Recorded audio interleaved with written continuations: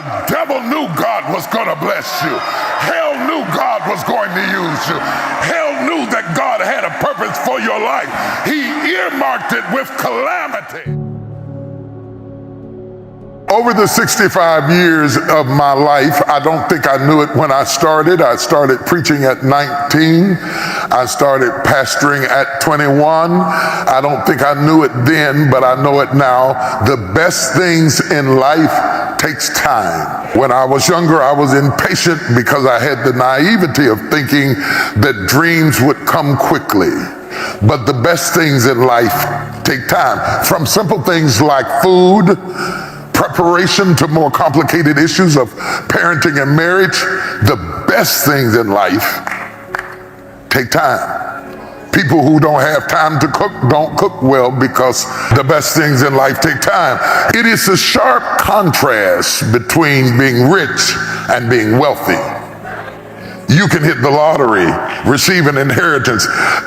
You can be catapulted from rags to riches, and you can be rich quick. Though many define wealth differently than how I will today, true wealth isn't just about money, but it is about the lessons you learn while struggling upward. If you have money without wisdom, you will soon be parted from your money. The best things in life take time, takes relationships. You've got the money, but because it was given to you quickly, you didn't build the infrastructure to sustain it. You don't have the relationships to sustain it. You don't have the information to sustain it. And most people who hit the lottery, 70 to 80% of them go broke within 5 years. You can't imagine that you could hit that much money and lose it, but the truth of the matter is, God is teaching us that the best things in life take time. There are things that you learn from struggling. There are things that you learn from tests and trials and trial and error. Some of my best teachers were failure. It takes time to do well. It takes even longer to be well.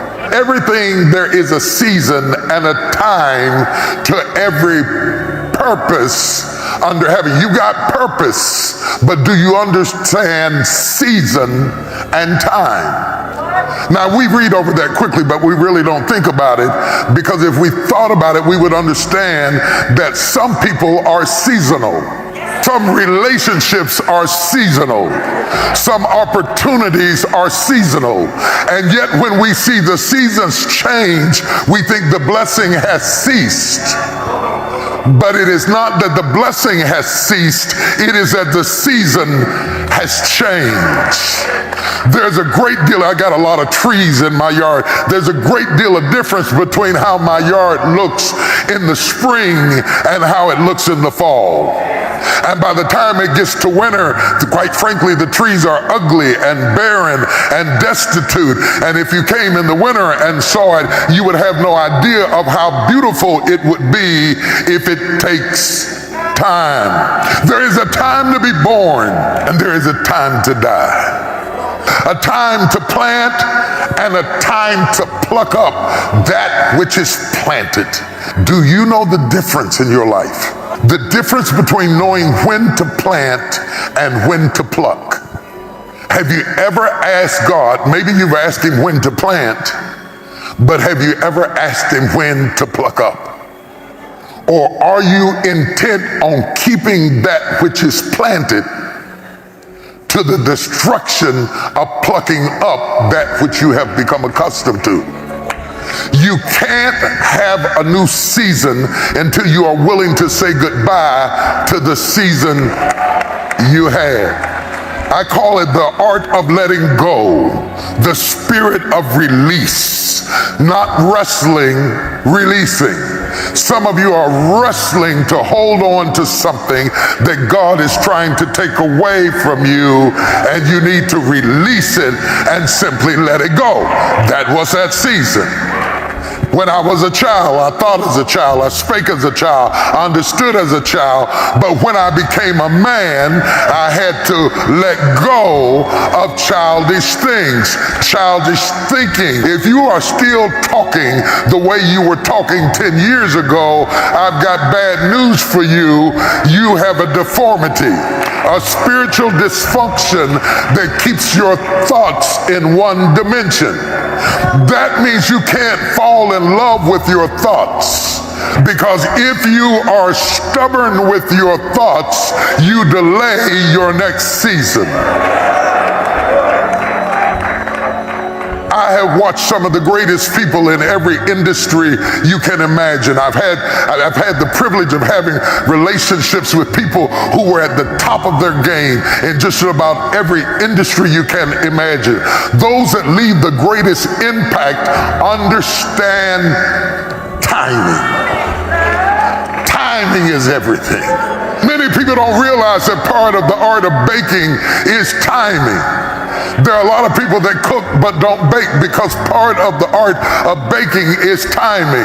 You've got to understand it's timing in baseball. It's not just skill. It is the timing that causes the batter to be effective at swinging the bat. You can have the right swing, but if you swing at the wrong time, you won't have the impact that you should have had. Some of you are trying to do the right swing, but you're swinging at the wrong time.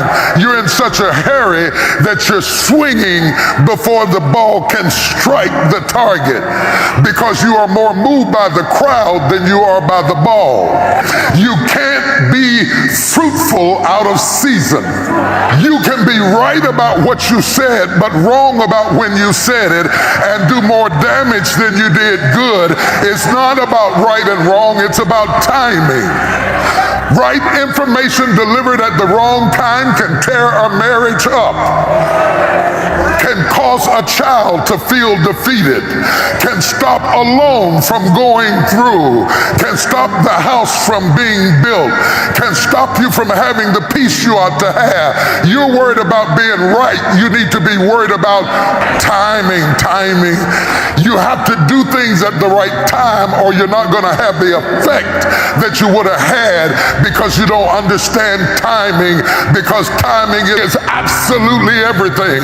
I've given this illustration before, but I want to paint it again for you that have not heard it. Harlan Sanders built an amazing business because he did the right thing at the right time.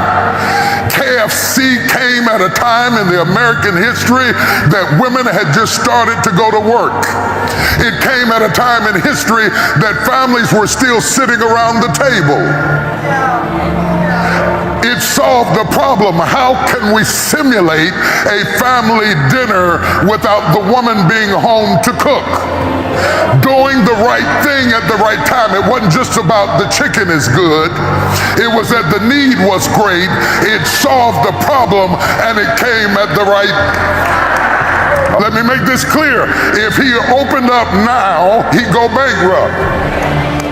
You can sustain it at this level, but you can't start it at this level because now if you open it up, they want to know, is it gluten-free? Do you have vegan chicken? I'm a pescatarian. They were not asking those questions at that time. Success is as much about timing as it is about anything else. Do you know what time it is in your life? You have to know when it's your season and you have to know when it's over. You have to know when to hold it. You have to know when to fold it. You cannot see folding as failure. It's all about timing. In the story we have a certain man who had his servants to sow good seed in the field.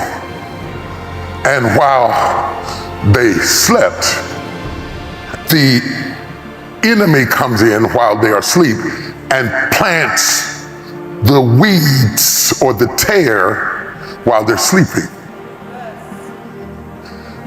In the story, they don't wake up the next morning and know the enemy has been there, because the enemy has planted it in such a way that when they wake up in the morning, they do not notice any change. Notice the timing. It was not the next day. But while they did not notice it, the evil or weeds were sown in the wheat. Anybody who understands this understands that there are important truths to be learned. Lesson number one, it is naive to think that the planting of good exempts us from the presence of bad. This is important for us to understand. Just because God allows wheat to be planted doesn't mean that weeds are restricted. The kingdom is like this. The kingdom is like this. So we have to be able to produce in the presence of weeds. So for all of you who are waiting for all the weeds to be gone before you produce the wheat, you are not digging deep enough into this text, because this text declares there will never be a day that you can be wheatful without being weedful. God allows the wheat to be planted. That doesn't mean that the weeds are restricted. Wheat is planted with great intentionality. Wheat is planted with great intentionality. In other words, wheat is not going to grow in this ground if it is not planted. It is not a natural result of the climate, the soil, the rain, and the sunshine. It has to be planted. Nobody succeeds accidentally. Nobody wins a marathon accidentally. Nobody wins the Olympics accidentally. Nobody gets a master's degree accidentally. Nobody gets a diploma accidentally. Nobody passes a GED accidentally. Nobody gets a promotion accidentally. Just because you pray doesn't mean you win. This is work. This is sweat. This is labor, because this is agriculture. And agriculture means that the intention of sowing the seed is that I might have wheat. And the intention of having wheat is that I might have bread. From seed to wheat to bread. I can't plant seed today and eat bread tonight.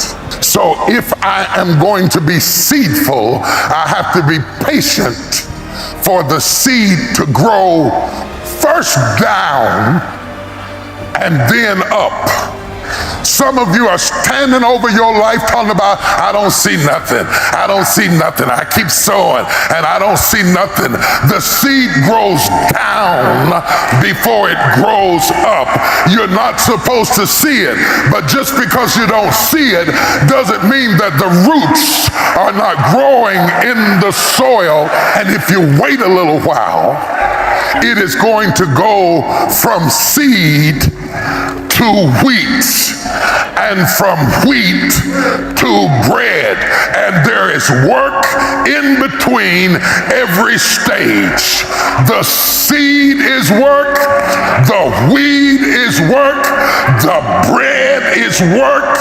You cannot eat any better than you work. You've got to be willing to be controversial. You've got to be willing to be talked about. And the greatest problem in our community right now is that we are so sensitive. We're more worried about being liked than we are being fruitful. And you're praying to God about what they said, and she said, and he said, and God said, unless you deny mother, father, sister, brother, and even deny yourself, you cannot be my disciple. What they say about you doesn't matter. Weeds don't like wheat.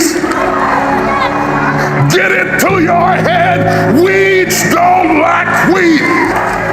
You got to decide, do you want to be wheat or do you want to be weeds? Whenever there is great potential for harvest, the enemy will always earmark the spot with calamity. The Devil knew God was going to bless you. Hell knew God was going to use you. Hell knew that God had a purpose for your life. He earmarked it with calamity.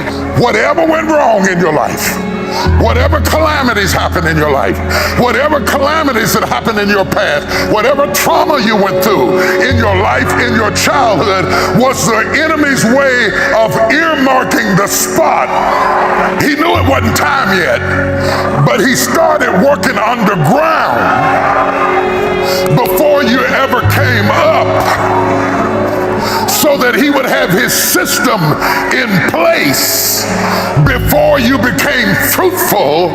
He would already have his infrastructure in place, so you would have something to struggle with. Why am I so doubtful? Why am I so insecure? Why am I so needy? Why am I so petty? He earmarked you. He had to start the infrastructure early, because once you became fruitful, it would be too late to do anything to you. He had to start it early in your life, so you would be broken in all the right places. You're not just fighting a demon, you're fighting a system.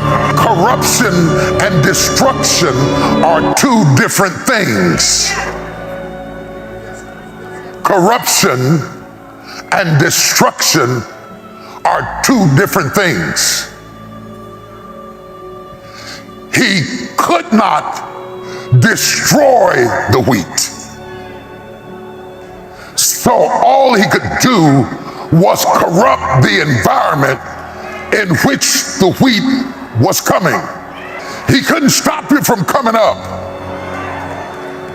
He just wanted to make it hard for you. So since corruption and destruction are not the same thing, and he couldn't destroy my blessing, he wanted to corrupt my environment.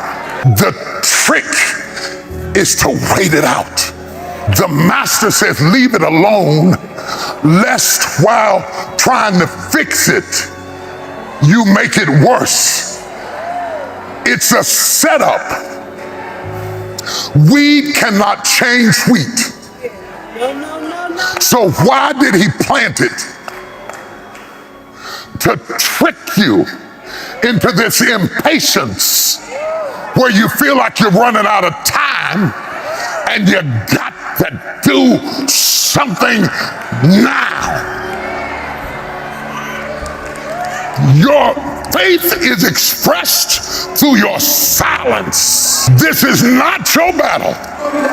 The wisdom of waiting is the opiate of faith. The most expensive seed you can plant is time. If you sow money, you're going to get some more money. But if you plant time, you'll never have it again. And the enemy has plagued you with a spirit of urgency that makes you want to take matters into your own hands. They that wait upon the Lord shall renew their strength. They shall mount up on wings like eagles. They shall run and not be weary. They shall walk and not faint. He says, leave it alone. It's not that you're wrong, it's that the timing isn't right. If you pull it before the wheat is harvested, we will lose the whole harvest through the seduction of your frustration with the wheat. If you just wait it out, the harvest cannot be rushed by the need or even the angst of the planter, but it will come. It is inevitable. God says, don't pull it before the harvest. If you pull it before the harvest, you're going to kill your destiny. But in the time of harvest, where you have nothing to lose, The wheat coming up with the weeds won't matter because you've already brought forth fruit. You are going to come into a harvest season. And what you couldn't deal with in this season, you will be able to deal with in the next season without damage to your harvest.